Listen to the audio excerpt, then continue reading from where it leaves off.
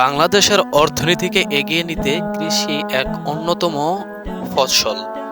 আর এরই সাথে সম্পৃক্ত আছে চরচান্দা পুরান বাজারের বিশিষ্ট ব্যবসায়ী জনাব তুষার সরদার। তার বিশ্বাস তিনি স্বল্প কৃষিতেই সাফল্য অর্জন করবেন, কেননা এতে রাষ্ট্রের কিছু সংখ্যক মানুষের চাহিদার পাশাপাশি নিজেদেরও চাহিদা পূরণ হয়। এরই ধারাবাহিকতায় জনাব তুষার সরদার তার কৃষি কাজকে তিনি বিলম্ব না করে গুরুত্বের সহকারে করে থাকেন। শুধু কৃষিতেই ক্ষান্ত নয়, তার বাসায় রয়েছে গাভী।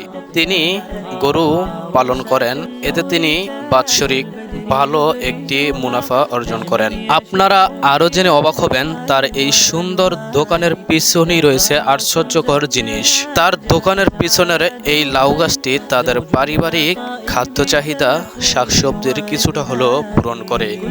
রীতিমতো এই কাজটি তাকে প্রশংসায় কুড়িয়েছে। শরীয়তপুরের শৌকপুর থেকে চ্যানেল ইন্টেলিজেন্স 23 চরচান্দা।